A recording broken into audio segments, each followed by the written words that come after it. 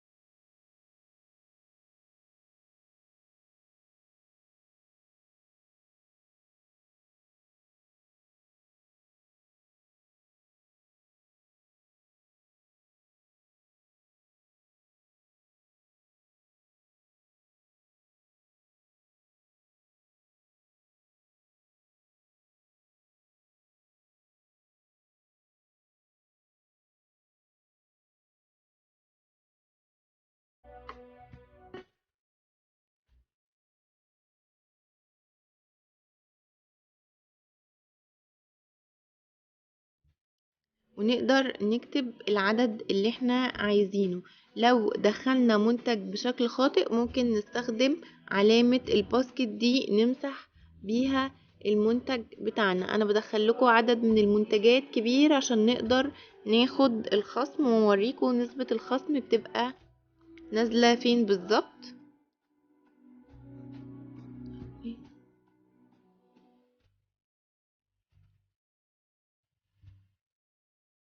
تمام كده اهو، دخلنا المنتجات بتاعتنا كلها اهي.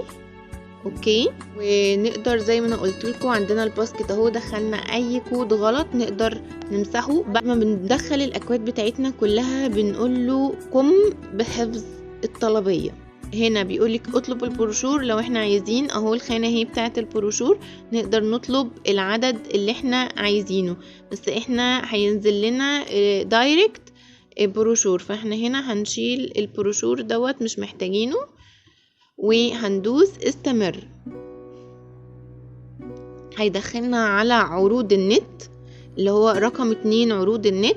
لو محتاجين واحد من العرض اللي موجود، احنا معانا العرض الحملة دي المنظف بتاع مية الورد، لو محتاجين واحد هندوس كده بلس، لو محتاجين 2 هندوس كمان بلس، مش محتاجين هندوس ايه ماينس، لو احتاجنا هندوس بلس وندوس اوردر. تمام، هو كده نزل لنا واحد على المنتجات بتاعتنا، هندوس استمر. ظهر لنا هنا اهو الملخص النهائي بتاعنا. عندنا زي ما هنا موجود قدامكم فوق، عندنا متاح اللي هو بيدينا اللون الاخضر، عندنا فاضل كمية قليلة في المخزن بيدينا اللون الاصفر، عندنا المنتج ده لما يكون غير متاح وخلاص خلص من الشركة بيدينا احمر. طبعا المنتج ده منور اصفر يعني قرب ينتهي، الاولاني، والمنتج ده منور احمر وده منور احمر، وعندنا دول منورين اخضر، دول متاحين في الشركة. منور اصفر ده قرب يخلص. وعندنا بعد كده بنخش على احنا حبينا نشيل منتج من المنتجات دي، بندوس على الباسكت وندوس تحديث الطلبية. يعني مثلا انا دلوقتي طلبت مية الورد ومش عايزاها، فهدوس كده اهو ديليت وهقول له حدث الطلبية. تمام، هندوس حفظ وبعد كده الغاء. هل تريد الغاء التغيرات التي تم اجراؤها؟ نعم، اوكي. هيروح بالفعل حدث لنا الطلبية اهو، وشلنا التونر بتاع مية الورد. طب احنا دلوقتي عايزين نخش بقى على الفاتورة النهائية او القيمة النهائية ونشوف الخصم بتاعنا. بندخل هنا بيقولك عدد الاعضاء الذي تمت خدمتهم، ندخل اي رقم مثلا 3، وندخل البريد الالكتروني الخاص بينا اللي هيوصل لنا عليه التأكيد بتاع الاوردر. تمام، ونقول له استمر. لم يتم حفظ التغيرات، هل تريد الحفظ وترك الصفحة؟ نعم، اوكي. دخلنا هنا على القيمة النهائية. عندنا في البداية بتبقى في منتجات البروشور، وعندنا هنا المنتجات بتاعتنا معدية 400 جنيه، فعشان كده احنا خدنا الشريحة بتاعت الخصم بتاعت 20%. شنط عندنا هنا الاكياس بتاعت ايفون بتبقى ب1.50 جنيه، وعندنا البروشور، وعندنا مجلة الاعضاء ايفون توداي ماجازين دي بتنزل لنا فور فري. وطبعا ظهر لنا ان في منتج كذا ومنتج كذا مش متاحين في الشركة. وعندنا هنا القيمة النهائية للاوردر، اجمالي قيمة الطلبية بكذا والخصم كذا، وبعد الخصم هيبقى بالمبلغ دوت اللي هو نهائي قيمة الطلبية، وده بنضيف عليه 4.5 جنيه ضريبة، وقيمة الشحن اللي هي 20 جنيه. وبعد كده عايزين الطلبية بتاعتنا تمام وكل حاجة، ندوس على زرار بتاع قدم الطلبية لإيفون. الطلبية بتاعتنا عايزين نغير فيها حاجة او نعدل فيها حاجة، بندوس العودة الى الصفحة السابقة. بمجرد ما دوسنا على قدم الطلبية لإيفون بيظهر لنا خطاب تأكيدي للطلبية بتاعتنا، والخطاب دوت توصل منه نفس النسخة على الميل بتاعنا. لكن لو حابين نعدل بندوس على العودة الى الصفحة السابقة.